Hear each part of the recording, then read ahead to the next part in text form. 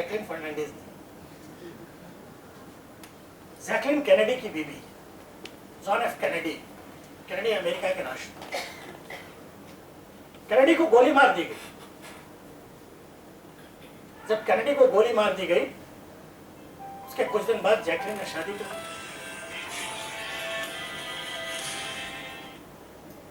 अमेरिकी बौद्धिक समुदाय में बावेला मचा कि जैकलिन ने शादी क्यों कर ली। प्रश्न भी उछले कि भाई अमेरिकी समाज रोज शादियां करता है और तोड़ता है, जैकलिन ने कर ली तो क्या। जवाब आया कि हम अपने जीवन में चाहे जैसे हों, जैकलिन फर्स्ट लेडी है। जैकलिन कैनेडी, कैनेडी परिवार लगभग अमेरिका का वैसा ही परिवार है जैसे भारत में नेहरू गांधी। हम अपने जीवन में चाहे जैसे हों, हमारा नायक ऐसा नहीं। जैकलिन फर्स्ट लेडी है। मित्रों, बत्तीलाल जी ने जो सवाल उठाया वो एक बड़ा सवाल है, वो एक नायकत्व का सवाल है। आप अपने समाज में कैसे नायक चाहते हैं? देखिए, जब कोई टीएन शेषन निकल कर आता है, जब कोई खैरनार निकल कर आता है, कोई जब अल्फांसो निकल कर आता है, अचानक पूरा देश उसके पीछे हो गया। वो क्या है? वो नायकत्व की प्यास है। दिल्ली में भी हुआ, लाखों लोग रामलीला मैदान में आ गए। क्यों आए? वो इस बात की प्यास है कि एक नायक की इच्छा मरी नहीं है। और ये इच्छा, भारतीय समाज की जो ये इच्छा है, वो हम में भरोसा पैदा करती है कि चाहे भारतीय राज्य के असफल होने के चिन्ह जगह जगह दिख रहे हों,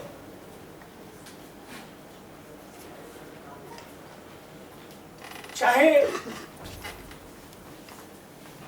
अंधियारा कहीं कहीं छाया हुआ हो, चाहे अपराधियों में एक नायकत्व बनाने की कोशिश हो रही हो, पर अंततः एक समाज के रूप में हम मरे हुए लोग नहीं। अंधियारा छटेगा, सूरज निकलेगा। और यह जो इच्छा है, यह इच्छा नायकत्व के बचे रहने की इच्छा है।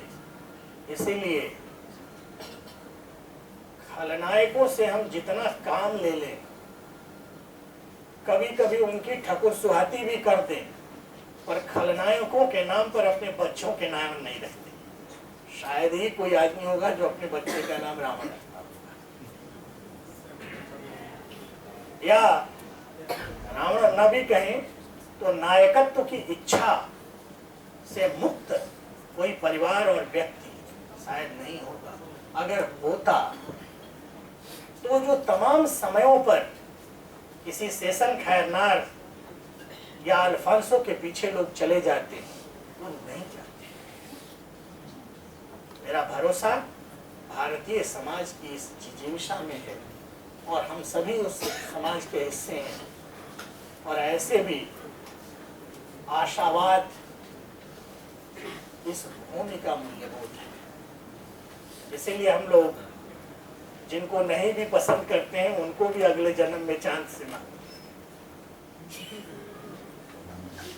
और कहते हैं कि इस जन्म में तुम मुझे भले सता लो, अगले जन्म में तुम फलाने हो। एक भारतीय होने की यह इच्छा और यह दृढ़ निश्चय कि ठीक है, अभी खलनायकत्व आया है, पर एक दिन नायकत्व भी आएगा। एक समाज के रूप में हमारे बचे रहने का प्रतीक है।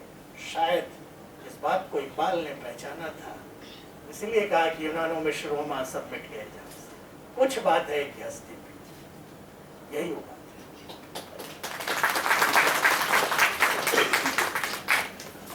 मैं सर संदीप हूँ, ARSP कॉलेज में यहीं पे कॉमर्स पढ़ाता हूँ। मेरा आपसे मतलब एक टिप्पणी चाहूँगा कि आपने बहुत बढ़िया बोला, चीज़ों के बारे में आपकी समझ भी काफ़ी अच्छी है।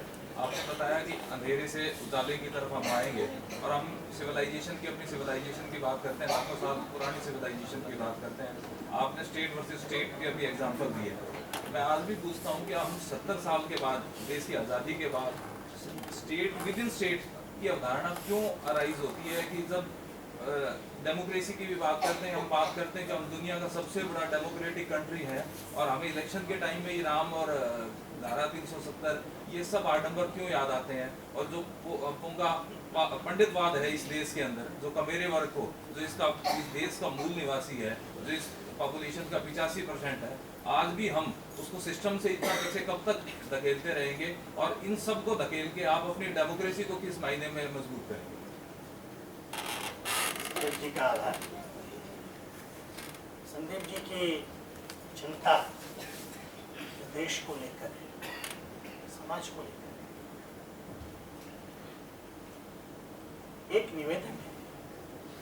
व्यक्तियों के जीवन में 70 साल ज्यादा होते हैं और राष्ट्र के जीवन में 70 साल उतने ज्यादा नहीं होते कि हम राष्ट्र का मूल्यांकन करें। सर, आपकी सिविलाइजेशन तो लाखों साल पुरानी सिविलाइजेशन का हम क्लेम करते हैं ना, पर जो लाखों साल पुरानी सिविलाइजेशन में आज आप लोगों को 50% पॉपुलेशन को तो 2 टाइम की रोटी भी नहीं दे पा रही।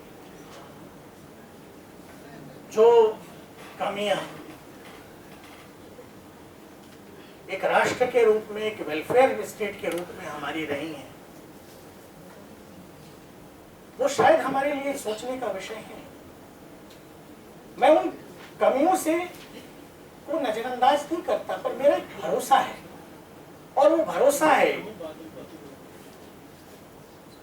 पूरा हिंदी नवजागरण और भारतीय समाज। देखिए, मैं जिस पट्टी से आता हूं हिंदुस्तान के, ये उत्तर प्रदेश और गंगा की जो पट्टी है, इसमें पॉलिटिकल रिफॉर्मेशन के बहुत सारे मूवमेंट होते हुए हैं, सोशल रिफॉर्मेशन का कोई मूवमेंट नहीं हुआ। इसलिए यहाँ आपको पॉलिटिकली बहुत फॉरवर्ड लोग और सोशली बहुत बैकवर्ड लोग मिलेंगे इस पूरे बेल्ट में। यानी इस पूरे बेल्ट का ये भी महत्व रहा है कि देश का कोई भी बड़ा नेतृत्व बिना इस क्षेत्र में आए हुए राष्ट्रीय नहीं होता। एक नेशनल पर्सपेक्टिव यही समाज देता है। मैं इस समाज के उदाहरणों से,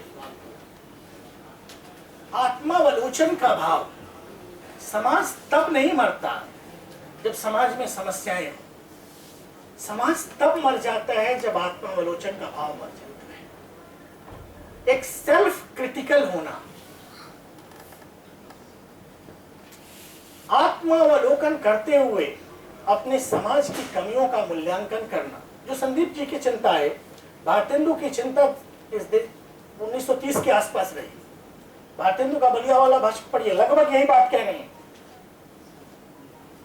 पर हमारे समाज में जो कमियां हैं, जो समाज के अंतिम सिरे पर खड़ा हुआ आदमी है, उसके सत्ता की हिस्सेदारी की बात है, 2 जून की रोजी रोटी की बात है, समाज में जाति के आधार पर अगड़े पिछड़े की जो बात है, एक सचेत समाज के रूप में हमें इसको सोचना होगा। और शायद खुले मन से हम बातचीत कर रहे हैं, वो इस बात का प्रतीक है कि हम सोच रहे हैं। शायद आज से 100 साल पहले ऐसी बातें हम नहीं कर सकते थे। हमने इस बात पर बातचीत करनी शुरू की है। एक समाज के रूप में हमारे प्रौढ़ होने का सूचक, वैचारिक रूप से हम ग्रो कर रहे हैं। पहले आती थी हर एक बात पे हंसी, अब किसी बात पे नहीं आती। मैं फिर कहूंगा संदीप जी, माना अंधेरा घना है और दिया जलाना कब मना है। आप में से ही कोई ऐसा व्यक्ति निकलेगा जो इन चीजों को एड्रेस करेगा। हमारे समाज में और हमारी संस्थाओं में ये संवेदनशीलता धीरे धीरे आ रही है, तो वो इन चीजों को एड्रेस कर, जो नहीं हुआ उसका मूल्यांकन करना और जो बेहतर हो सकता है उसके लिए कोशिश करना, यही नैतिक जिम्मेदारी हो सकती है। आपने आपकी टिप्पणी पर मेरी राय है। धन्यवाद मित्रों। संदीप जी ने और बत्तीलाल जी ने एक रोशनी दे दी और मुझे कम से कम इस बात के लिए एहसास दिलाया कि मेरी बात कहीं तो पहुंची है। आपका आभार।